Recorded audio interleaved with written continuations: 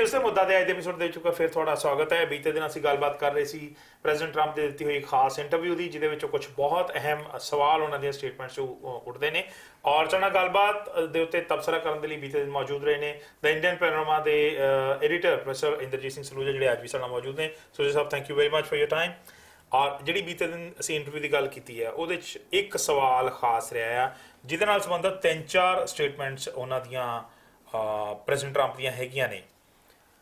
Jamal Khashoggi जिहड़ी अखबार ने इंटरव्यू लिया उस दा जर्नलिस्ट मर्डर किया जाता सऊदी अरेबिया के टुकड़े किए जाते हैं टर्की के इल्जाम सऊदी अरेबिया के प्रिंस के उत्ते आता है, गोलमुल होंदियां ने चीज़ां, कुछ होर लोगों के इल्जाम तो रहते हैं। प्रेजिडेंट हाले भी प्रिंस के नाल अपने रिश्तियों को डिफेंड करते। सो इस हालात के मीडिया की आज़ादी तो लैके एक ऐसा हिस्सा दुनिया का जिन्होंने खुद प्रेजिडेंट ट्रंप अपने शब्दों के कह रहे हैं, it's a rough part of the world, it's dangerous rough part of the world, but they have been great ally। ਤਾਂ ਇਹ ਮੰਨਦਿਆਂ ਹੋਇਆ ਕਿ ਉਹ ਖਤਰਨਾਕ ਔਰ ਮਾੜਾ ਹਿੱਸਾ ਆ ਦੁਨੀਆ ਦਾ, ਉਹਦੇ ਨਾਲ ਆਪਣੇ ਰਿਸ਼ਤਿਆਂ ਨੂੰ ਡਿਫੈਂਡ ਕਰਨਾ प्रेजिडेंट ट्रंप ਦਾ ਕੀ ਕੁਝ ਦਿਖਾ ਰਿਹਾ ਹੈ? मेरा ख्याल है कि ट्रंप साहब हमेशा अपने पर्सनल ਜਿਹੜੇ ਰਿਲੇਸ਼ਨਸ ਹੈਗੇ ਉਹਨਾਂ ਨੂੰ ਹੀ ਮੁੱਖ ਰੱਖਦੇ ਆਏ ਹੈ, ਚਾਹੇ ਉਹ ਰਸ਼ੀਆ ਬਟ ਇੱਕ ਸਟੇਟ ਹੈਡ ਕਿਹਾ ਹੈ ਪੁਟਿਨ ਦੇ ਨਾਲ ਨਹੀਂ, ਉਹ ਸਵਾਲ ਅਲੱਗ ਹੈ। ਲੇਕਿਨ ਇੱਕ ਬੰਦੇ ਦੀ ਗੱਲ ਹੋ ਰਹੀ ਕਿ ਉਹ ਕਿਸ ਤਰੀਕੇ ਦੀ ਸੋਚ ਹੈ ਉਹਨਾਂ ਦੀ ਸੋਚ ਇਹ ਹੈਗੀ ਕਿ ਜੋ ਮੇਰਾ ਹੈ ਉਹ ਮੇਰਾ ਹੈ, ਜੋ ਮੇਰਾ ਦੋਸਤ ਹੈ ਉਹ ਠੀਕ ਹੈ। Loyalty that is one thing. ਜਿਹੜਾ ਲਾਇਲ ਨਹੀਂ ਹੈ ਉਹ ਹੀ ਇੱਕ ਵਕੀਲ ਜਿਹੜਾ ਕਿ ਕੁੱਤਿਆਂ ਵਾਂਗੂ ਦੋਵੇਂ ਲਾਂਦਾ ਉਹਨਾਂ ਦੇ ਪਿੱਛੇ ਫਿਰਦਾ ਸੀਗਾ, ਤੇ he was a very nice man, very good man, everything. ਔਰ ਜਿਸ ਵੇਲੇ ਉਹ ਨੇ ਪਲਟੀ ਮਾਰ ਲਈ ਉਹਨਾਂ ਦੇ ਖਿਲਾਫ ਕੋਈ ਬਿਆਨ ਦੇ ਦਿੱਤਾ ਤੇ ਉਹ ਜਿਹੜਾ ਸੀਗਾ ਉਹ ਐਸਾ ਵਕੀਲ ਹੋ ਗਿਆ ਕਿ ਜਿਸ ਦੇ ਬਾਰੇ ਉਹਨਾਂ ਨੇ ਸਾਫ਼ ਕਿਹਾ ਕਿ ਭਾਈ ਜੇ ਕਿਸੇ ਨੂੰ ਵਕੀਲ ਦੀ ਲੋੜ ਹੋਵੇ ਕਦੀ ਇਹ ਵਕੀਲ ਨਾ ਕਰਿਓ। ਇਸ ਤਰੀਕੇ ਦੀ ਭਾਸ਼ਾ ਦਾ ਵੀ ਉਹਨਾਂ ਨੇ ਇਸਤੇਮਾਲ ਕੀਤਾ। ਸੋ ਉਹਨਾਂ ਦੇ ਲਈ ਲਾਇਲਟੀ ਜਿਹੜੀ ਹੈਗੀ ਉਹ ਸਭ ਤੋਂ ਵੱਡੀ ਚੀਜ਼ ਹੈ।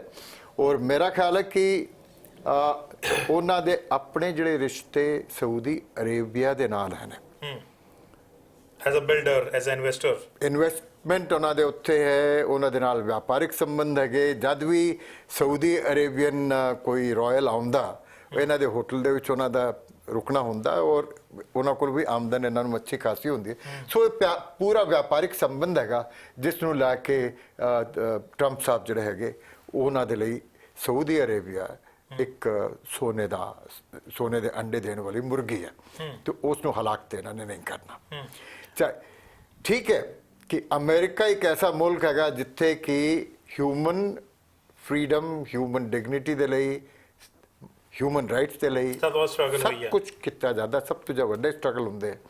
ਲੇਕਿਨ ਇਸ ਇੱਕ ਮਸਲੇ ਦੇ ਵਿੱਚ, ਜਮਾਲ ਖਸ਼ੋਗੀ ਦੇ ਕਤਲ ਦੇ ਮਸਲੇ ਦੇ ਵਿੱਚ, ਟਰੰਪ ਸਾਹਿਬ ਨੇ ਆਪਣੀਆਂ ਅੱਖਾਂ ਤੇ ਪੱਟੀ ਬੰਨ੍ਹ ਲਈ।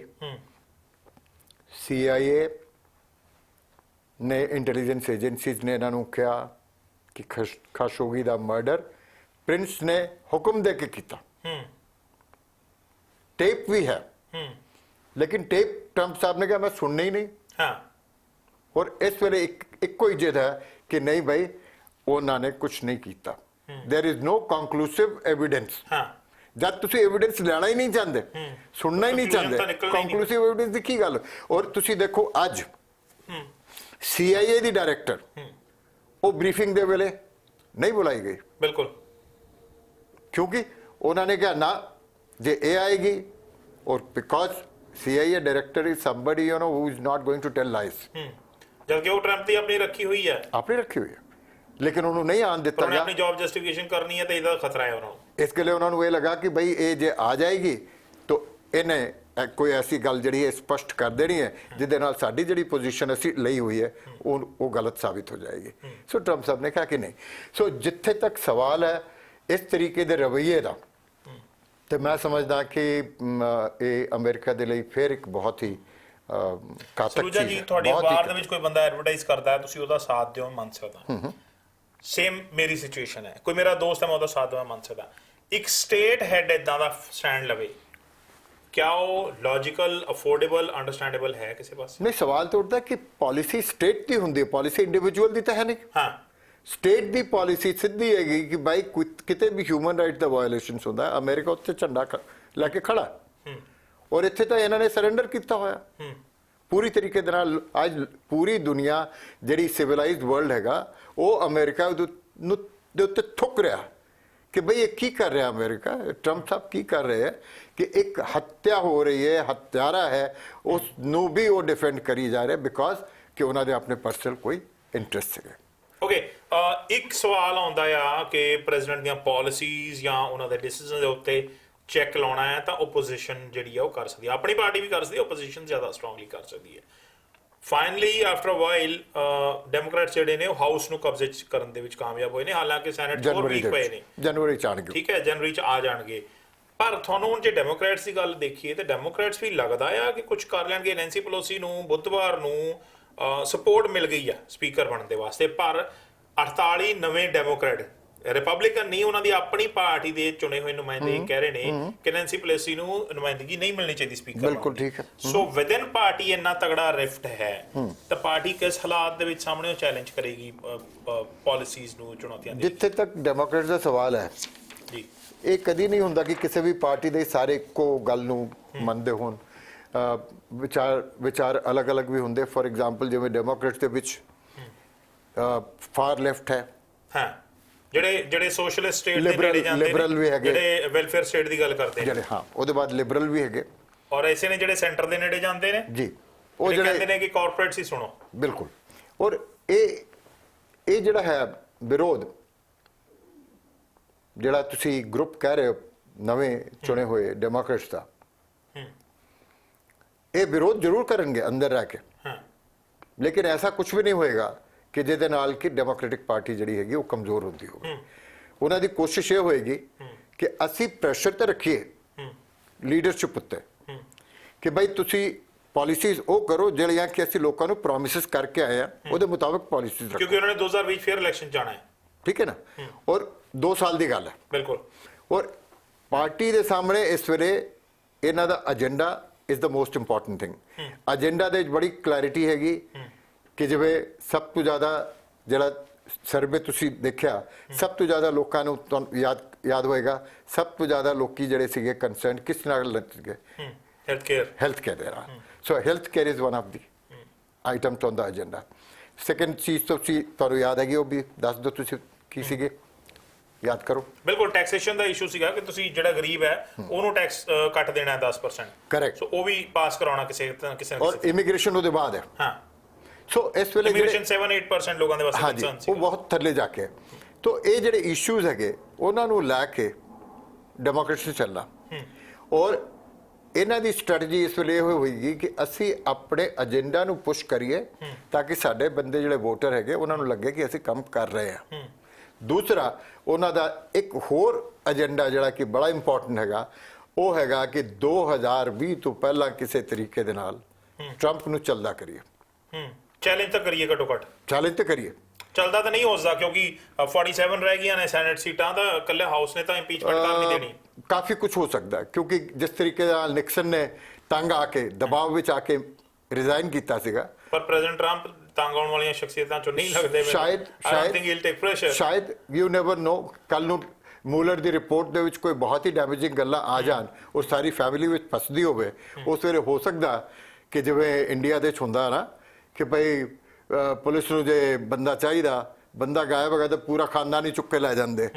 ਤਾਂ ਹੋ ਸਕਦਾ ਕਿ ਇੱਥੇ ਵੀ ਉਹੋ ਜਿਹੀ ਕੋਈ ਸਥਿਤੀ ਪੈਦਾ ਹੋ ਜਾਏ, ਸੈਲਫ ਪਾਰਟ ਦੀ ਸਿਚੁਏਸ਼ਨ ਵਰਗੀ ਬਣਾ ਕੇ। ਪਰ ਅਸੀਂ ਮੂਲਰ ਦੇ ਉੱਤੇ ਥੋੜੀ ਹੋਰ ਡਿਟੇਲ ਡਿਸਕਸ਼ਨ ਕਰਾਂਗੇ ਬ੍ਰੇਕ ਦੇ ਬਾਅਦ। ਪਰ ਪਹਿਲਾਂ ਇਹ ਜਾਣਨਾ, ਬ੍ਰੇਕ ਤੇ ਜਾਣ ਤੋਂ ਪਹਿਲਾਂ ਮੈਂ ਜਾਣਨਾ ਚਾਹੁੰਦਾ ਹੈ ਕਿ ਜਦੋਂ ਅਸੀਂ ਇਕੱਲੀ ਡੈਮੋਕ੍ਰੈਟਿਕ ਪਾਰਟੀ ਦੇ ਸਿਚੁਏਸ਼ਨ ਦੇਖ ਰਹੇ ਹਾਂ, ਤੁਸੀਂ ਇਹ ਕਹਿ ਰਹੇ ਹੋ ਕਿ ਉਹ ਇੰਪੋਰਟੈਂਟ ਮੁੱਦਿਆਂ ਤੇ ਸਾਂਝੇ ਰਹਿਣਗੇ, ਪਰ ਸਪੈਸ਼ਲੀ ਜਦੋਂ 2 ਸਾਲ ਦੀ ਡਿਊਰੇਸ਼ਨ ਹੁੰਦੀ ਹੈ, 6 ਸਾਲ ਵਾਲੀ ਡਿਊਰੇਸ਼ਨ ਦੇ ਵਿੱਚ ਤੁਸੀਂ ਬਹੁਤ ਕੁਝ ਖੇਡ ਸਕਦੇ ਹੋ, ਬਹੁਤ ਕੁਝ ਕਰ ਸਕਦੇ ਹੋ। ਜਦੋਂ ਰਿਪਰੈਜ਼ੈਂਟੇਟਿਵ ਦੇ ਕੋਲ ਇਕੱਲੇ 2 ਸਾਲ ਦੀ ਡਿਊਰੇਸ਼ਨ ਹੈ 2020 ਦੇ ਵਿੱਚ, ਉਹ 48 ਜਿਹੜੇ ਕਿ ਅੱਜ ਚੈਲੰਜ ਕਰ ਰਹੇ ਨੇ ਆ ਬਾਗੀ ਟਾਈਪ ਜਿੱਤੇ ਹੋਏ ਨੇ, ਨਵੇਂ ਆਗੂ ਨੇ ਜਿਹੜੇ ਮੋਸਟਲੀ ਬਰਨੀ ਸੈਂਡਰਸ ਦੇ ਸਪੋਰਟਿੰਗ ਵੋਟਰਾਂ ਦੇ ਜ਼ਰੀਏ ਜਿੱਤੇ ਹੋਏ ਨੇ, ਉਹ ਲੋਕ ਕਿਆ ਉਹ ਵਿਦਿਨ ਪਾਰਟੀ ਪ੍ਰੈਸ਼ਰ ਬਣਾਈ ਨਹੀਂ ਰੱਖਣਗੇ? ਕਿਆ ਉਹ ਪਾਰਟੀ ਨੂੰ ਟੈਂਟਰੋਕਸ ਤੇ ਜਾਂ ਔਨ ਟੋਜ਼ ਨਹੀਂ ਰੱਖਣਗੇ ਕਿ ਤੁਸੀਂ ਧਿਆਨ ਨਾਲ ਸਾਡੀਆਂ ਗੱਲਾਂ ਮੰਨੋ, ਨਹੀਂ ਤਾਂ ਅਸੀਂ ਜਾ ਕੇ ਵੋਟਰ ਨੂੰ ਜਸਟੀਫਾਈ ਕਰਨ ਜੋਗੇ ਨਹੀਂ ਹੈਗੇ ਕੱਲ ਨੂੰ ਦੁਬਾਰਾ ਜਿੱਤਣ ਦੇ ਵਾਸਤੇ? ਨਹੀਂ, ਮੇਰਾ ਖਿਆਲ ਹੈ ਉਹ ਸਾਰੀ ਪਾਰਟੀ ਦੇ ਇੰਟਰਸਟ ਵਿੱਚ ਹੈਗਾ। ਬੜਾ ਅੱਛਾ ਹੈ ਕਿ ਜਾਗਦੇ ਰਹੋ। ਉਹ ਬੰਦੇ ਜਿਹੜੇ ਹੈਗੇ ਨੇ ਜਗਾ ਕੇ ਰੱਖਣਗੇ ਲੀਡਰਸ਼ਿਪ ਨੂੰ। ਤੁਸੀਂ ਯਾਦ ਕਰੋ ਕਿਸੇ ਵੇਲੇ ਇੰਡੀਆ ਦਾ ਕਈ ਸਾਲ ਪੁਰਾਣੇ ਪਿਛਲਾ ਇਤਿਹਾਸ, ਕਾਂਗਰਸ ਦੇ ਵਿੱਚ ਯੰਗ ਟਰਕਸ ਦਾ ਗਰੁੱਪ ਹੁੰਦਾ ਸੀਗਾ ਜਿਹੜੇ ਕਿ ਗੱਲ ਕਰਦੇ ਸੀਗੇ ਸਪੈਸ਼ਲੀ ਕੋਲੀਸ਼ਨ ਗਵਰਨਮੈਂਟ ਵਾਲੀਆਂ ਸਿਚੁਏਸ਼ਨਸ ਦੇ ਵਿੱਚ ਰਾਈਟ ਆਪਣੀ ਸਰਕਾਰ ਨੂੰ ਚੈਲੰਜ ਕਰਨਾ, ਆਪਣੀ ਸਰਕਾਰ ਨੂੰ ਜਿਹੜਾ ਹੈਗਾ ਉਹ ਕਹਿੰਦੇ ਸੀਗੇ ਕਿ ਨਹੀਂ ਤੁਸੀਂ ਜਿਹੜਾ ਹੈਗਾ ਇਹ ਲੋਕ ਪੱਖੀ ਗੱਲ ਕਰੋ। ਔਰ ਇਹ ਜਿਹੜਾ ਗਰੁੱਪ ਹੈਗਾ ਇਹ ਵੀ ਕਹਿੰਦਾ ਕਿ ਨਹੀਂ ਲੋਕ ਪੱਖੀ ਲੈਫਟਿਜ਼ਮ ਵੱਲ ਜਿਹੜਾ ਉਹਨਾਂ ਦਾ ਝੁਕਾਅ ਹੈਗਾ। ਲਿਬਰਲਿਜ਼ਮ ਤਾਂ ਚਲੋ ਇੱਕ ਹੋ ਗਿਆ ਜਿਵੇਂ ਵੈਲਫੇਅਰ ਸਟੇਟ ਦੀ ਸਿਚੁਏਸ਼ਨ ਬਣਾਉਣ ਵਾਲੀ, ਖੈਰ ਉਹ ਇੱਥੇ ਅਮਰੀਕਾ ਦੇ ਸੰਭਵ ਵੀ ਨਹੀਂ ਹੈਗਾ। ਬਟ ਫਿਰ ਵੀ ਜਿਹੜੇ ਹੋਮਲੈਸ ਹੈ ਉਹਨਾਂ ਖਾਤਰ ਜਾਂ ਜਿਨ੍ਹਾਂ ਨੂੰ ਹੈਲਥ ਕੇਅਰ ਦੀ ਲੋੜ ਹੈ ਉਹਨਾਂ ਖਾਤਰ ਕੰਮ ਹੋਣ ਦੀ ਉਮੀਦ ਵੱਧਦੀ ਹੈ।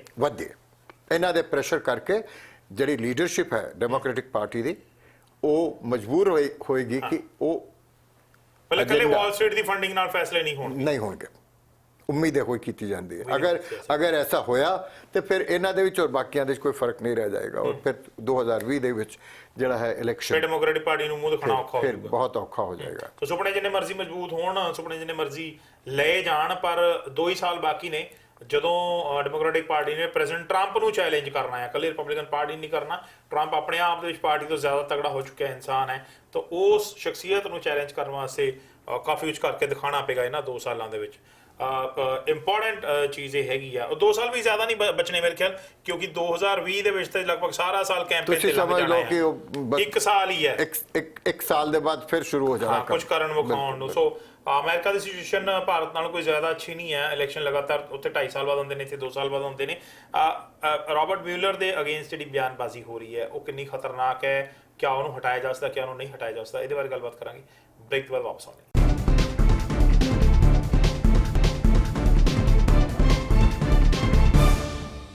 ਬ੍ਰੇਕ ਤੋਂ ਬਾਅਦ ਗੱਲਬਾਤ ਦਾ ਸਿਲਸਿਲਾ ਫਿਰ ਜਾਰੀ ਹੈ। ਪ੍ਰੈਜ਼ੀਡੈਂਟ ਟਰੰਪ ਨੂੰ ਜਦੋਂ ਇਹ ਸਵਾਲ ਪਾਇਆ ਗਿਆ ਬੀਤੇ ਦਿਨਾਂ ਦੇ ਵਿੱਚ ਕਿ ਰਾਬਰਟ ਮਿਊਲਰ ਦੇ ਖਿਲਾਫ ਜਿੰਨੇ ਉਹ ਸਖਤ ਅੱਜ ਕੱਲ੍ਹ ਹੋ ਰਹੇ ਨੇ, ਜਿੰਨੇ ਉਹ ਗਰਮ ਹੋ ਰਹੇ ਨੇ, ਕਿ ਉਹ ਰਾਬਰਟ ਮਿਊਲਰ ਨੂੰ ਉਹਦੇ ਅਗੇਂਸਟ ਕੋਈ ਕਾਰਵਾਈ ਕਰਨ ਵਾਲੇ ਨੇ, ਤਾਂ ਉਹਨਾਂ ਦਾ ਜਵਾਬ ਸੀਗਾ ਕਿ ਉਹਨੂੰ ਜਾਣਾ ਨਹੀਂ ਪਏਗਾ, ਉਹ ਇੱਥੇ ਹੀ ਹੋਏਗਾ ਤੇ ਮੇਰਾ ਕੁਝ ਵੀ ਕਰਨ ਦਾ ਕੋਈ ਇਰਾਦਾ ਨਹੀਂ ਹੈ। ਸੋ ਇਹਦੀ ਇੰਟਰਪ੍ਰੀਟੇਸ਼ਨ 2 ਤਰ੍ਹਾਂ ਦੀ ਲਈ ਜਾ ਰਹੀ ਹੈ। ਪਹਿਲੀ ਗੱਲ ਇਹ ਕਿ ਪ੍ਰੈਜ਼ੀਡੈਂਟ ਟਰੰਪ ਆਪਣੇ ਮੂੰਹ ਇਹ ਕਹਿ ਰਹੇ ਨੇ ਕਿ ਮੇਰਾ ਕੁਝ ਕਰਨ ਦਾ ਇਰਾਦਾ ਨਹੀਂ, ਦਾ ਮਤਲਬ ਉਹਨਾਂ ਨੂੰ ਇਹ ਲੱਗਦਾ ਹੈ ਕਿ ਮੈਂ ਕੁਝ ਕਰ ਸਕਦਾ ਹਾਂ। ਇਸ ਭਾਵਨਾ ਹੈ ਕਿ ਉਹ ਰਾਬਰਟ ਮਿਊਲਰ ਨੂੰ ਐਜ਼ ਅ ਸਪੈਸ਼ਲ ਇਨਵੈਸਟੀਗੇਟਰ ਹਟਾ ਸਕਦੇ ਨੇ। ਉਹਨਾਂ ਦੇ ਤੁਸੀਂ ਬਿਆਨ ਨੂੰ ਧਿਆਨ ਨਾਲ ਦੇਖੋ, ਇੱਕ ਪਾਸੇ ਉਹ ਕਹਿੰਦੇ ਕਿ ਮੈਂ ਹਟਾਣਾ ਚਾਹਾਂ, ਮੈਂ ਹਟਾ ਸਕਦਾ, ਦੂਸਰਾ ਉਹ ਕਹਿੰਦੇ ਮੈਂ ਹਟਾਣਾ ਨਹੀਂ ਚਾਹੁੰਦਾ। ਦੋਵੇਂ ਗੱਲਾਂ ਕਹਿੰਦੇ। ਔਰ ਤੀਸਰਾ ਰੋਜ਼ਾਨਾ ਟਵੀਟ ਕਰਕੇ ਅੱਜ ਕੱਲ ਪਿਛਲੇ ਕੁਝ ਦਿਨਾਂ ਤੋਂ ਰੋਜ਼ਾਨਾ ਟਵੀਟ ਕਰਕੇ ਰਾਬਰਟ ਮਿਊਲਰ ਨੂੰ ਨਿਸ਼ਾਨੇ ਤੇ ਵੀ ਲੈ ਰਹੇ ਨੇ। ਬਿਲਕੁਲ ਲੈਂਦੇ। ਉਹ ਅੱਜ ਦੀ ਕੋਈ ਗੱਲ ਨਹੀਂ, ਬਹੁਤ ਪੁਰਾਣੀ ਗੱਲ ਹੈ। ਉਹ ਤਾਂ ਇਸ ਨੂੰ ਇੱਕ ਪਹਿਲਾਂ 15-20 ਦਿਨ ਦਾ ਗੈਪ ਹੁੰਦਾ ਸੀ, ਹੁਣ ਲਗਭਗ ਦੂਸਰੇ ਦਿਨ ਹੋ ਰਿਹਾ। ਜਿਵੇਂ ਫੇਕ ਨਿਊਜ਼ ਅਖਬਾਰਾਂ ਲਈ ਕਹਿੰਦੇ ਸੀਗੇ ਤੇ ਇਹ ਵੀ ਜਿਹੜਾ ਹੈਗਾ ਫਾਲਤੂ ਦੀ ਜਾਂਚ ਪੜਤਾਲ ਕਿਹਾ ਜਾ ਰਿਹਾ, ਵਿਚ ਹੰਟ ਕਿਹਾ ਜਾ ਰਿਹਾ। ਵਿਚ ਹੰਟ ਸ਼ਬਦ ਦਾ ਇਸਤੇਮਾਲ ਕੀਤਾ ਜਾਂਦਾ ਕਿ ਹਾਂ ਵੀ ਕੁਝ ਹੈ ਨਹੀਂ ਇਹਦੇ ਵਿੱਚ, ਔਰ ਜਿਸ ਵੇਲੇ ਕੁਝ ਆਏਗਾ ਦੇਖ ਲੈਣਾ ਕੀ ਹੈਗਾ। ਜਦਕਿ ਸਭ ਤੋਂ ਜ਼ਿਆਦਾ ਗ੍ਰਿਫਤਾਰੀਆਂ ਔਰ ਕੇਸਿਸ ਉਸੇ ਜਾਂਚ ਪੜਤਾਲ ਨੇ ਕਰ ਦਿੱਤੇ ਨੇ। ਔਰ ਇਸ ਗੱਲ ਉੱਤੇ ਮੈਨੂੰ ਯਾਦ ਆ ਰਿਹਾ ਕਿ ਅੱਜ ਪਿਛਲੇ 8 ਸਾਲ ਜਿਹੜੇ ਕਿ ਬਰਾਕ ਓਬਾਮਾ ਦੇ ਸੀਗੇ, ਮੈਨੂੰ ਨਹੀਂ ਯਾਦ ਆਉਂਦਾ ਕਿ ਇੱਕ ਵੀ ਕੋਈ ਕਨਵਿਕਸ਼ਨ ਹੋਇਆ ਹੋਵੇ। ਔਰ ਇੱਥੇ ਕੁਝ ਮਹੀਨਿਆਂ ਦੇ ਵਿੱਚ 2 ਸਾਲ ਵੀ ਨਹੀਂ, ਉਸ ਦੇ ਵਿੱਚ ਕਿਤਨੇ ਸਾਰੇ ਜਿਹੜੇ ਇਹਨਾਂ ਦੇ ਸਿਪਾਹੀ ਸਾਲਾਰ ਹੈਗੇ ਉਹ ਉਹਨਾਂ ਨੂੰ ਕਨਵਿਕਸ਼ਨ ਛੱਡ ਕੇ ਜਾ ਚੁੱਕੇ ਨੇ ਜਾਂ ਕਨਵਿਕਸ਼ਨ ਫੇਸ ਕਰ ਰਹੇ। ਸੋ ਜਿਹੜਾ ਬੰਦਾ ਇਹ ਕਹਿ ਕੇ ਆਇਆ ਸੀਗਾ ਕਿ ਇਹਨਾਂ ਨੇ ਵਾਸ਼ਿੰਗਟਨ ਦਾ ਜਿਹੜਾ ਸਵਾਂਪ ਹੈ, ਦਲਦਲ ਹੈ, ਮੈਂ ਸਾਫ਼ ਕਰਨਾ। ਮੈਨੂੰ ਯਾਦ ਆਉਂਦਾ ਕਿ ਮੋਦੀ ਸਾਹਿਬ ਨੇ ਕਿਹਾ ਸੀਗਾ ਨਾ ਖਾਣੇ ਦੂੰਗਾ, ਨਾ ਖਾਊਂਗਾ, ਨਾ ਖਾਣੇ ਦੂੰਗਾ। ਔਰ ਅੱਜ ਉਹੀ ਸਥਿਤੀ ਹੈ, ਭਾਵੇਂ ਆਪ ਖਾਣ ਨਾ ਖਾਣ ਤਾਂ ਦੇ ਰਹੇ ਸਭ ਨੂੰ, ਚਾਹੇ ਉਹ ਅਮਿਤ ਸ਼ਾਹ ਜੀ ਹੈਗੇ, ਚਾਹੇ ਉਹ ਅੰਬਾਨੀ ਹੈ, ਅਦਾਨੀ ਹੈ, ਸਾਰੇ ਉਸੇ ਤਰੀਕੇ ਨਾਲ ਇੱਥੇ ਵੀ ਸਾਰਾ ਕੁਝ ਹੋ ਰਿਹਾ। ਔਰ ਇੱਥੇ ਤਾਂ ਮੈਂ ਸਮਝਦਾ ਕਿ ਟਰੰਪ ਸਾਹਿਬ ਦਾ ਸਾਰਾ ਪਰਿਵਾਰ ਜਿਹੜਾ ਹੈਗਾ ਉਹ ਇਸੇ ਕੰਮ ਤੇ ਲੱਗਾ ਹੋਇਆ ਇਸ ਵੇਲੇ। ਲੇਕਿਨ ਜਿਹੜੀ ਗੱਲ ਮੂਲਰ ਦੇ ਹੋ ਰਹੀ ਸੀਗੀ, ਆਪਾਂ ਉਹਦੇ ਵੱਲ ਆਉਂਦੇ ਹਾਂ ਕਿ ਮੂਲਰ ਨੂੰ ਹਟਾ ਸਕਣਾ ਇਹਨਾਂ ਦੇ ਲਈ ਬਹੁਤ ਵੱਡਾ ਸੰਕਟ ਪੈਦਾ ਕਰ ਸਕਦਾ। ਜੇ ਹਟਾ ਵੀ ਦੇਣ, ਹਟਾਣਾ ਚਾਹਣ ਤੇ ਸ਼ਾਇਦ ਕੋਸ਼ਿਸ਼ ਕਰਨ ਵੀ, ਤੇ ਇਹਨਾਂ ਲਈ ਸੰਕਟ ਬਹੁਤ ਵੱਡਾ ਪੈਦਾ ਹੁੰਦਾ, ਕਿਉਂਕਿ ਮੂਲਰ ਨੂੰ ਹਟਾਉਣ ਦਾ ਮਤਲਬ ਹੈਗਾ ਆਬਸਟਰਕਸ਼ਨ ਆਫ ਜਸਟਿਸ ਨੂੰ ਪ੍ਰੂਵ ਕਰਨਾ। ਓਕੇ, ਮੈਨੂੰ ਇੱਕ ਗੱਲ ਦੱਸੋ, ਤੁਸੀਂ ਇੱਕ ਇਨਵੈਸਟੀਗੇਟਰ ਨੂੰ ਤੇ ਹਟਾ ਸਕਦੇ ਹੋ, ਉਹਦੀ ਇਨਵੈਸਟੀਗੇਸ਼ਨ ਦੇ ਜਿਹੜੇ ਰੈਕੋਰਡ ਇਕੱਠੇ ਹੋ ਗਏ ਨੇ, ਜਿਹੜੀ ਜਾਂਚ ਪੜਤਾਲ ਦੀਆਂ ਫਾਈਲਾਂ ਬਣ ਗਈਆਂ, ਉਹ ਤੇ ਰਿਮੂਵ ਨਹੀਂ ਕੀਤੀਆਂ ਜਾ ਸਕਦੀਆਂ? ਨਹੀਂ, ਉਸ ਰਿਕਾਰਡ ਨੂੰ ਨਵਾਂ ਇਨਵੈਸਟੀਗੇਟਰ ਹਾਊਸ ਖੜਾ ਕਰ ਸਕਦਾ, ਸੀਲ ਕੀਤਾ ਜਾ ਸਕਦਾ। ਪਰ ਜੇ ਯੂ ਸਟਾਪ ਦੈਟ ਇਨਵੈਸਟੀਗੇਸ਼ਨ, ਬਿਲਕੁਲ ਲੌਕ ਕਰਦਾ, ਠੀਕ ਹੈ, ਬਿਲਕੁਲ ਕਹਿ ਸਕਦਾ। ਅੱਜ ਵੀ ਅਗਰ ਜਸਟਿਸ ਡਿਪਾਰਟਮੈਂਟ ਚਾਹੇ ਤਾਂ ਇਸ ਇਨਵੈਸਟੀਗੇਸ਼ਨ ਨੂੰ ਕਲੋਜ਼ ਕਰ ਸਕਦੇ ਆ, ਤਹਿਸੀਲ ਕਰ ਸਕਦਾ ਹੈ। ਸੀਲ ਕਰ ਸਕਦੇ ਪਰ ਹਾਊਸ ਮੈਜੋਰਿਟੀ ਹੁਣ ਡੈਮੋਕ੍ਰੈਟਸ ਦੀ ਹੈਗੀ, ਉਹ ਦੁਬਾਰਾ ਖੁਲਵਾ ਨਹੀਂ ਸਕਦੇ ਨੇ। ਇਨਵੈਸਟੀਗੇਸ਼ਨ। ਉਹਨਾਂ ਦੀ ਪਾਵਰਸ ਹੈਗੀਆਂ, ਓਵਰਸਾਈਟ ਦੀ ਪਾਵਰਸ ਤਾਂ ਹੈ ਹੀ ਹੈ। ਪਹਿਲਾਂ ਇਹੋ ਡੈਮੋਕ੍ਰੇਟਸ ਦੇ ਪਾਸ ਇਹੋ ਇੱਕ ਵੱਡਾ ਹਥਿਆਰ ਹੈ ਕਿ ਹਾਊਸ ਦੇ ਵਿੱਚ ਹੁਣ ਉਹਨਾਂ ਦੀ ਮੈਜੋਰਿਟੀ ਹੈ, ਉਹਨਾਂ ਦਾ ਆਪਣੇ ਬੰਦੇ ਜਿਹੜੇ ਹੈਗੇ ਕਮੇਟੀਜ਼ ਦੇ ਚੇਅਰਮੈਨ ਹੋਣਗੇ, ਔਰ ਓਵਰਸਾਈਟ ਕਮੇਟੀਜ਼ ਜਿਹੜੀਆਂ ਹੈਗੀਆਂ ਉਹ ਭਾਵੇਂ ਜੁਡੀਸ਼ਰੀ ਦੀ ਹੋਵੇ ਭਾਵੇਂ ਕੋਈ ਹੋਰ ਕਮੇਟੀ ਹੋਵੇ, ਉਹ ਰਿਕਾਰਡ ਜਿਹੜਾ ਹੈਗਾ ਉਹ ਸੋ ਨੰਬਰ ਆਫ ਰਿਪਬਲਿਕਨਸ ਉਹਨਾਂ ਕਮੇਟੀਆਂ ਦੇ ਵਿੱਚ ਘੱਟ ਰਹਿਣਗੇ ਤੇ ਫੈਸਲਾ ਮਰਜ਼ੀ ਨਾਲ ਹੋਏਗਾ। ਇਸ ਵੇਲੇ ਉਹਨਾਂ ਦੇ ਜਨਵਰੀ ਤੋਂ ਸੰਭਵ ਹੈਗਾ, ਜਨਵਰੀ ਤੋਂ ਇਹ ਗੱਲ ਉਹ ਕਰ ਸਕਦੇ, ਲੇਕਿਨ ਜਿਸ ਵੇਲੇ ਰਿਪਬਲਿਕਨ ਸੀਗੇ ਪਾਵਰ ਦੇ ਵਿੱਚ, ਇਸੇ ਕਰਕੇ ਉਹਨਾਂ ਨੇ ਕੋਈ ਕਾਰਵਾਈ ਨਹੀਂ ਹੋਣ ਦਿੱਤੀ ਕਿਤੇ। ਪਰ ਹੁਣ ਤੇ ਕੋਈ ਸੈਸ਼ਨ ਡਿਊ ਨਹੀਂ ਹੈ ਜਨਵਰੀ ਤੋਂ ਪਹਿਲਾਂ, ਤੇ ਉਸ ਹਾਲਾਤ ਦੇ ਵਿੱਚ ਕਿਆ ਹੁਣ ਪ੍ਰੈਜ਼ੀਡੈਂਸ਼ੀਅਲ ਐਕਸ਼ਨ ਜਿਹੜਾ ਆ ਉਹ ਪੂਰੀ ਇਨਵੈਸਟੀਗੇਸ਼ਨ ਨੂੰ ਖਤਮ ਕਰ ਸਕਦਾ? ਅਗਰ ਚਾਹੇ ਪ੍ਰੈਜ਼ੀਡੈਂਟ ਕਰਵਾਣਾ ਤਾਂ ਕਰਵਾ ਸਕਦਾ, ਕਿਉਂ ਨਹੀਂ ਕਰਵਾ ਸਕਦਾ? ਉਹ ਜਿਹੜਾ ਅਟਾਰਨੀ ਜਨਰਲ ਹੈ ਉਸ ਨੂੰ ਕਹਿ ਸਕਦਾ ਕਿ ਹਾਂ ਬਈ ਠੀਕ ਹੈ, ਜੇ ਅਟਾਰਨੀ ਜਨਰਲ ਉਹਦੀ ਮੰਨਦਾ ਹੋਵੇ। ਹੁਣ ਵਿਟੇਕਰ ਸਾਹਿਬ ਹੈਗੇ, ਐਕਟਿੰਗ ਹੈਗੇ, ਲੇਕਿਨ ਉਹ ਗੱਲ ਤਾਂ ਉੱਥੇ ਆਏਗੀ ਕਿ ਇਸ ਵੇਲੇ ਕੁਝ ਅਗਰ ਮੁਲਰ ਨੂੰ ਹਟਾਉਣ ਦੀ ਗੱਲ ਹੋਏਗੀ ਤੇ ਆਬਸਟਰਕਸ਼ਨ ਆਫ ਜਸਟਿਸ ਜਿਹੜੀ ਗੱਲ ਹੈ ਫਿਰ ਹਾਊਸ ਬੈਂਦੇ ਸਭ ਤੋਂ ਪਹਿਲੀ ਕਾਰਵਾਈ ਜਿਹੜਾ ਫਿਰ ਸਭ ਤੋਂ ਪਹਿਲਾਂ ਉਹਨਾਂ ਨੇ ਇਹੋ ਹੀ ਕਰਨਾ, ਠੀਕ ਹੈ ਭਾਈ ਆਬਸਟਰਕਸ਼ਨ ਆਫ ਜਸਟਿਸ, ਇੰਪੀਚਮੈਂਟ ਕਰੋ। ਸੋ ਇਸ ਕਰਕੇ ਟਰੰਪ ਸਾਹਿਬ ਇਸ ਡਰ ਨਾਲ ਫਿਲਹਾਲ ਕੁਝ ਨਹੀਂ ਕਰਨਗੇ। ਅਦਰਵਾਈਜ਼ ਪਾਵਰਸ ਦੇ ਵਿੱਚ ਤਾਂ ਠੀਕ ਹੈ, ਜਸਟਿਸ ਡਿਪਾਰਟਮੈਂਟ ਕਰ ਸਕਦਾ, ਕਰਨ ਨੂੰ ਤਾਂ ਕੋਈ ਰੁਕਾਵਟ ਨਹੀਂ। ਤੁਸੀਂ ਫਿਊਚਰ ਕੀ ਦੇਖਦੇ ਹੋ? ਜਨਵਰੀ ਨੂੰ ਹਾਊਸ ਬੈਂਦਾ ਆ, ਤੁਹਾਨੂੰ ਕੀ ਲੱਗਦਾ ਕਿ ਜਿਹੜੇ ਪਹਿਲੇ ਐਕਸ਼ਨ ਹੋਣਗੇ ਉਹਨਾਂ ਦੇ ਵਿੱਚ ਕੀ ਪ੍ਰਾਇੋਰਟੀ ਹੋਏਗੀ ਡੈਮੋਕ੍ਰੇਟਸ? ਸਭ ਤੋਂ ਪਹਿਲਾਂ ਤੇ ਹੈਲਥ ਕੇਅਰ ਤੇ ਧਿਆਨ ਦੇਣਾ ਜਾਂ ਪ੍ਰੈਜ਼ੀਡੈਂਟ ਟਰੰਪ ਤੇ ਧਿਆਨ ਦੇਣਾ? ਹੈਲਥ ਕੇਅਰ ਪ੍ਰੈਜ਼ੀਡੈਂਟ ਟਰੰਪ ਤੇ ਹੈ ਹੀ ਹੈ ਫੋਕਸ। ਦੇਖੋ ਪ੍ਰੈਜ਼ੀਡੈਂਟ ਟਰੰਪ ਦੇ ਲਈ ਇਹਨਾਂ ਨੇ ਕੁਝ ਨਹੀਂ ਕਰਨਾ। ਮੁਲਰ ਦੀ ਰਿਪੋਰਟ ਅਗਰ ਆ ਜਾਂਦੀ ਔਰ ਡੈਮੇਜਿੰਗ ਹੈ ਤੇ ਡੈਮੋਕ੍ਰੇਟਸ ਦੇ ਕੋਲ ਮਸਾਲਾ ਆ ਗਿਆ। ਨਿਊਯਾਰਕ ਦੀ ਬਹੁਤ ਪੁਰਾਣੀ ਸੈਨੇਟਰ ਜਿਹੜੇ ਦੁਬਾਰਾ ਇਸ ਵਾਰ ਫਿਰ ਜਿੱਤੇ ਨੇ, ਕੈਥਰੀਨ ਰਾਈਸ। ਮੈਂ ਇਧਰੋਂ ਆਵਾਂ।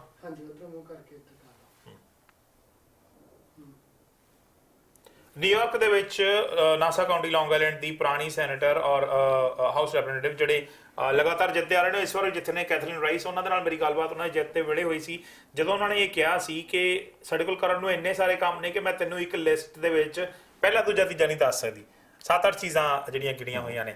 ਤੇ ਜਦੋਂ ਉਦੋਂ ਆਈ ਵਰਡ ਦੀ ਗੱਲ ਹੁੰਦੀ, ਇੰਪੀਚਮੈਂਟ ਦੀ ਗੱਲ ਹੁੰਦੀ ਹੈ, ਤਾਂ ਇਸ ਲਈ ਮੇਰਾ ਇਹ ਸਵਾਲ ਜ਼ਿਆਦਾ ਤੁਹਾਨੂੰ ਬਾਰ-ਬਾਰ ਮੈਂ ਪੁੱਛਣ ਦੀ ਕੋਸ਼ਿਸ਼ ਕਰ ਰਿਹਾ ਕਿ ਜਿਹੜੀ ਇੰਪੀਚਮੈਂਟ ਐਕਚੁਅਲੀ ਨਹੀਂ ਹੋ ਸਕਣੀ, ਉਹਦੇ ਉੱਤੇ ਧਿਆਨ ਦੇ ਕੇ ਡੈਮੋਕ੍ਰੈਟਸ ਨੰਬਰ 1 ਟਾਈਮ ਵੇਸਟ ਕਰਨਗੇ, ਨੰਬਰ 2 ਬਦਨਾਮੀ ਖੱਟਣਗੇ ਕਿ ਤੁਸੀਂ ਐਵੇਂ ਟਾਈਮ ਬਰਬਾਦ ਕਰਤਾ ਮੁਲਕ ਦਾ, ਔਰ ਅਸੀਂ ਤੁਹਾਨੂੰ ਵੋਟਾਂ ਇਸ ਕੰਮ ਲਈ ਨਹੀਂ ਪਾਈਆਂ ਸੀ, ਅਸੀਂ ਆਪਣੀ ਹੈਲਥ ਕੇਅਰ ਤੇ ਟੈਕਸ ਲਈ ਪਾਈਆਂ ਸੀਗੀਆਂ, ਕਿ ਉਹ ਕੰਮਾਂ ਦੇ ਉੱਤੇ ਧਿਆਨ ਦੇਣਗੇ।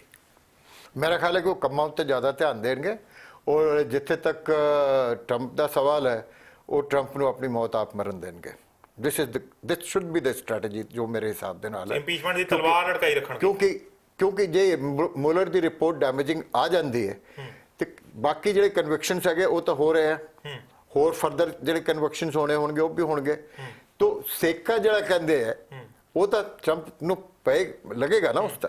ਇਹ ਤਾਂ ਹੈ ਨਹੀਂ ਗੱਲ ਦੱਸੋ, ਜਾਂਦਿਆਂ ਦੀ ਗੱਲ ਉਹਦੀ ਮੋਰਲ ਅਥਾਰਟੀ ਵਿੱਚ ਕਮੀ ਆਏਗੀ, ਲੋਕਾਂ ਦੇ ਵਿੱਚ ਉਹਦੀ ਕੀਮਤ ਜਾਏਗੀ ਕਿ ਇਸ ਬੰਦੇ ਨੇ ਗਲਤ ਕੀਤਾ। ਸੋ ਲੌਂਗ ਟਰਮ 2 ਸਾਲ ਬਾਅਦ ਦੇ ਨੁਕਸਾਨ ਦੀ ਤਿਆਰੀ ਕੀਤੀ ਜਾ ਸਕਦੀ। 2020 ਦਾ ਜਿਹੜਾ ਇਲੈਕਸ਼ਨ ਹੈਗਾ ਉਹਦੇ ਵਿੱਚ ਟਰੰਪ ਕਮਜ਼ੋਰ ਹੋਏਗਾ। ਔਰ ਜਿਸ ਵੇਲੇ ਟਰੰਪ ਦੀ ਮੁਲਰ ਦੀ ਰਿਪੋਰਟ ਦੇ ਬਾਅਦ ਅਗਰ ਟਰੰਪ ਦੇ ਬਾਰੇ, ਟਰੰਪ ਦੇ ਲੋਕਾਂ ਦੇ ਬਾਰੇ ਕੁਝ ਬਹੁਤ ਗਲਤ ਗੱਲਾਂ ਆ ਗਈਆਂ, ਈਵਨ ਰਿਪਬਲਿਕਨਸ ਜਿਹੜੇ ਹੈ ਸ਼ਾਇਦ ਉਹ ਸਾਥ ਛੱਡ ਜਾਣ। ਦੇਖ ਲਓ ਪਿਛਲੇ ਦਿਨਾਂ ਵਿੱਚ ਕਾਫੀ ਸਾਰੇ ਰਿਪਬਲਿਕਨਸ ਵੋਕਲ ਹੋ ਗਏ, ਜਿਹੜੇ ਬਿਲਕੁਲ ਨਹੀਂ ਬੋਲਦੇ। ਇਨਫੈਕਟ ਜਿਹੜੀ ਮੈਂ ਤੁਹਾਨੂੰ ਜਾਂਦਿਆਂ ਦੀ ਗੱਲ ਪੁੱਛਣਾ ਚਾਹੁੰਦਾ ਸੀ ਕਿ ਤੀਸਰੀ ਵਾਰ ਇਹ ਬਿੱਲ ਪੇਸ਼ ਹੋਇਆ ਹੈ, ਜਿਹੜਾ ਸਪੈਸ਼ਲ ਇਨਵੈਸਟੀਗੇਟਰ ਦੀ ਪ੍ਰੋਟੈਕਸ਼ਨ ਦਾ ਬਿੱਲ ਸੀਗਾ, ਜਿਹਨੂੰ ਸਪੋਰਟ ਨਹੀਂ ਮਿਲੀ, ਔਰ ਉਹਦੇ ਚ ਰਿਪਬਲਿਕਨ ਸੈਨੇਟਰ ਉਹਨੂੰ ਪੇਸ਼ ਕਰਨ ਵਾਲਾ ਸੀ ਐਰੀਜ਼ੋਨਾ ਦਾ, ਜਿਹਨੇ ਪਿਛਲੀ ਵਾਰ ਬ੍ਰੈਟ ਕੈਵਨਾ ਨੂੰ ਦਿੱਤਾ ਸੀ, ਵੋਟ ਦੇ ਦਿੱਤਾ ਸੀ। ਸੋ ਉਹ ਸਿਚੁਏਸ਼ਨ ਦੇ ਵਿੱਚ ਇਹ ਦੇਖਦੇ ਆ ਕਿ ਰਿਪਬਲਿਕਨ ਕੁਝ ਸਪੋਰਟ ਦੇ ਵਿੱਚ ਹੈਗੇ ਨੇ ਮੁਲਰ ਦੀ। ਤੁਹਾਡੀ ਗੱਲ ਬਿਲਕੁਲ ਸਹੀ ਹੈ, ਪਰ ਮੈਨੂੰ ਇਹ ਦੱਸੋ, ਜੇ ਅਸੀਂ ਮੁਲਰ ਦੀ ਇਨਵੈਸਟੀਗੇਸ਼ਨ ਦੀ ਹੀ ਗੱਲ ਕਰੀਏ, ਕਨਸੈਂਟਰੇਟਿੰਗ ਔਨ ਬਿਗ ਫਿਸ਼, ਉਹ ਤੇ ਨਹੀਂ ਹੋਇਆ, ਛੋਟੀਆਂ ਮੱਛੀਆਂ ਬਹੁਤ ਫੜੀਆਂ ਗਈਆਂ ਨੇ। ਤੁਹਾਨੂੰ ਇਹ ਲੱਗਦਾ ਹੈ ਕਿ ਐਂਡ ਰਿਜ਼ਲਟ ਦਾ ਖਤਰਾ ਇਦਾਂ ਵੀ ਹੋ ਸਕਦਾ ਹੈ ਕਿ ਨਹੀਂ, ਵੱਡੀ ਮੱਛੀ ਨੂੰ ਜਾਣ ਹੀ ਦਿੱਤਾ ਜਾਏ ਸਮਝੌਤਿਆਂ ਦੇ ਨਾਲ, ਜਾਂ ਕਿ ਦੂਜਾ ਪਾਸਾ ਇਹ ਹੈ ਕਿ ਪਹਿਲਾਂ ਆਲੇ ਦੁਆਲੇ ਦੀ ਸਾਰੀ ਸਪੋਰਟ ਛਾਂਗ ਕੇ ਹੁਣ ਵੱਡੀ ਮੱਛੀ ਤੇ ਕਨਸੈਂਟਰੇਟ ਕੀਤਾ ਜਾ ਰਿਹਾ ਹੈ? ਮੇਰਾ ਖਿਆਲ ਹੈ ਕਿ ਇਹ ਬਹੁਤ ਛੋਟੀਆਂ ਨੇ। ਇਹ ਜੋ ਕੁਝ ਹਾਲੇ ਤੱਕ ਚੱਲ ਰਿਹਾ ਸੀਗਾ, ਹੁਣ ਮੈਂ ਪਹਿਲਾਂ ਵੀ ਕਿਹਾ ਸੀਗਾ ਤੁਹਾਨੂੰ, ਇੱਕ ਦਿਨ ਪਹਿਲਾਂ ਜ਼ਿਆਦਾ ਆਪਾਂ ਗੱਲਬਾਤ ਕਰ ਰਹੇ ਸੀਗੇ ਕਿ ਮੈਨਾਫੋਰਟ ਦੀ ਚਾਲ ਤੇ ਮੁਲਰ ਦੀ ਜਿਹੜੀ ਚਾਲ ਸੀਗੀ, ਉਹਦੇ ਵਿੱਚ ਬੜਾ ਇੱਕ ਬੜੀ ਇੰਟਰਸਟਿੰਗ ਗੱਲ ਜਿਹੜੀ ਹੈ ਉਹ ਹੈਗਾ ਕਿ ਮੁਲਰ ਨੇ ਮੈਨਾਫੋਰਟ ਤੋਂ ਜੋ ਹਾਸਲ ਕਰਨਾ ਸੀ ਉਹ ਕਰ ਲਿਆ ਔਰ ਇਸੇ ਤਰੀਕੇ ਨਾਲ ਬਾਕੀਆਂ ਤੋਂ ਵੀ ਹਾਸਲ ਕਰ ਲਿਆ। ਹੁਣ ਤਾਂ ਰਿਪੋਰਟ ਜਦ ਆਏਗੀ ਤਾਂ ਬਿਲਕੁਲ ਕਲੀਅਰ ਹੋ ਜਾਏਗਾ ਕਿ ਇਹਦੇ ਵਿੱਚ ਰਸ਼ੀਆ ਕੋਲੀਜਨ ਤਾਂ ਉਹਨੇ ਐਸਟੈਬਲਿਸ਼ ਕਰ ਹੀ ਦਿੱਤੀ ਹੈ, ਹੁਣ ਤੇ ਇਹੀ ਐਸਟੈਬਲਿਸ਼ ਕਰਨਾ ਬਾਕੀ ਕੌਣ ਵਿੱਚ ਸੀ, ਕੌਣ ਸੀਗਾ ਵਿੱਚ ਇਨਵੋਲਵ ਕੌਣ ਸੀਗਾ। ਔਰ ਉਹ ਬਹੁਤ ਦੂਰ ਦੀ ਗੱਲ ਨਹੀਂ ਮੈਨੂੰ ਨਜ਼ਰ ਆਉਂਦਾ ਕਿ ਮੈਨੂੰ ਨਜ਼ਰ ਆ ਰਿਹਾ ਕਿ ਮੁਲਰ ਦੀ ਰਿਪੋਰਟ ਬਹੁਤ ਹੀ ਜਲਦੀ ਛੇਤੀ ਆਏਗੀ। ਭਵਿੱਖ ਜਿਹੜਾ ਆ ਉਹ ਬਹੁਤ ਇੰਟਰਸਟਿੰਗ ਰਹਿਣ ਵਾਲਾ ਆ। ਜਦੋਂ ਮੈਂ ਸਲੂਜਾ ਸਾਹਿਬ ਤੋਂ ਬਾਰ-ਬਾਰ ਪੁੱਛ ਰਿਹਾ ਤਾਂ ਜਿੱਥੇ ਇੱਕ ਪਾਸੇ ਰੇਸਿਜ਼ਮ ਦੇ ਕਰਕੇ ਔਰ ਕਲਾਈਮੇਟ ਚੇਂਜ ਦੇ ਕਰਕੇ ਖਤਰਿਆਂ ਦੀ ਗੱਲ ਮਹਿਸੂਸ ਹੁੰਦੀ ਹੈ, ਕੱਲ੍ਹ ਅਮਰੀਕਾ ਨੂੰ ਪੂਰੀ ਦੁਨੀਆ ਨੂੰ ਮਹਿਸੂਸ ਹੁੰਦੀ ਹੈ, ਉੱਥੇ ਅਮਰੀਕਨ ਸਿਆਸਤ ਦਾ ਭਵਿੱਖ ਜਿਹੜਾ ਹੈ ਉਹ ਖਾਸਾ ਰੋਚਕ ਰਹਿਣ ਵਾਲਾ ਹੈ। ਰੋਜ਼ਾਨਾ ਤਬਦੀਲੀਆਂ ਆ ਰਹੀਆਂ ਨੇ। ਬਹੁਤ ਲੰਮੇ ਅਰਸੇ ਬਾਅਦ ਇਸ ਮੁਲਕ ਦੇ ਇਤਿਹਾਸ ਦੇ ਵਿੱਚ ਇਹ ਹੋਇਆ ਕਿ ਰੋਜ਼ਾਨਾ ਕਈ ਵਾਰ ਦਿਨ 'ਚ 2-3 ਵਾਰ ਨਵੇਂ ਮੋੜ ਆਉਂਦੇ ਨੇ। ਮੇਰਾ ਖਿਆਲ ਹੈ ਕਿ ਇਹ ਇੱਕ ਅੱਛਾ ਹੈ ਇਸ ਦੇਸ਼ ਲਈ, ਕਿਉਂਕਿ ਜਿੰਨੇ ਜ਼ਿਆਦਾ ਇਸ ਤਰੀਕੇ ਦੇ ਮੋੜ ਆਉਣਗੇ ਉਸ ਤਰੀਕੇ ਦੇ ਨਾਲ ਜਿਹਦੇ ਕਹਿੰਦੇ ਰਵਾਨਗੀ ਆਏਗੀ ਪੋਲਿਟਿਕਸ ਦੇ ਵਿੱਚ, ਔਰ ਜਿੱਥੇ ਪੋਲਿਟਿਕਸ ਦੇ ਵਿੱਚ ਰਵਾਨਗੀ ਆਏਗੀ ਉੱਥੇ ਲੋਕ ਪੱਕੀ ਕੰਮ ਵੀ ਹੋਣਗੇ। ਡੈਮੋਕ੍ਰੇਸੀ ਦਾ ਜਿਹੜਾ ਪੋਲੀਟੀਕਲ ਸੈਟਅਪ ਹੈ ਉਹਦੀ ਡਿਮਾਂਡ ਹੀ ਇਹੀ ਹੈ ਕਿ ਆਪੋਜੀਸ਼ਨ ਮਜ਼ਬੂਤ ਹੋਵੇ ਤਾਂ ਕਿ ਚੈਕਸ ਐਂਡ ਬੈਰੀਅਰਸ ਉਹਦੇ ਤੇ ਰਹਿਣ। ਜੇ ਆਪੋਜੀਸ਼ਨ ਬਿਲਕੁਲ ਖਤਮ ਹੋ ਜਾਏ ਤੇ ਆਟੋਕ੍ਰੈਟਿਕ ਰਜੀਮ ਵੱਲ ਨੂੰ ਅਸੀਂ ਤੁਰ ਪੈਂਦੇ ਹਾਂ। ਸੋ ਭਵਿੱਖ ਜਿਹੜਾ ਆ ਉਹ ਰੋਚਕ ਹੈ, ਸ਼ਾਨਦਾਰ ਹੈ ਜਾਂ ਮਾੜਾ ਹੈ ਇਹ ਤੇ ਭਵਿੱਖ ਹੀ ਦੱਸੇਗਾ। ਇਹਦੇ ਤੇ ਕੋਈ ਜੱਜਮੈਂਟ ਨਹੀਂ ਦਿੱਤੀ ਜਾ ਸਕਦੀ, ਕੋਈ ਭਵਿੱਖਬਾਣੀ ਨਹੀਂ ਕੀਤੀ ਜਾ ਸਕਦੀ, ਪਰ ਕਿਉਂਕਿ ਇਹ ਰੋਜ਼ਾਨਾ ਬਦਲਦਾ ਭਵਿੱਖ ਹੈ ਤੇ ਅਸੀਂ ਵੀ ਲਗਾਤਾਰ ਅਪਡੇਟਸ ਤੁਹਾਨੂੰ ਦਿੰਦੇ ਰਵਾਂਗੇ। ਫਿਲਹਾਲ ਅੱਜ ਦੀ ਚਰਚਾ ਸੁਣਨ ਦੇ ਲਈ ਧੰਨਵਾਦ ਪ੍ਰੋਫੈਸਰ ਸਾਹਿਬ, ਬਹੁਤ ਬਹੁਤ ਸ਼ੁਕਰੀਆ ਸਾਡੇ ਕੋਲ ਆਉਣ ਦੇ ਵਾਸਤੇ। Thank you so much for inviting me. Thank you most welcome ਜੀ। ਅਗਲੀ ਵਾਰ ਫਿਰ ਕਿਸੇ ਇਸ਼ੂ ਤੇ ਗੱਲਬਾਤ ਕਰਾਂਗੇ। ਫਿਲਹਾਲ ਇਜਾਜ਼ਤ ਦਿਓ।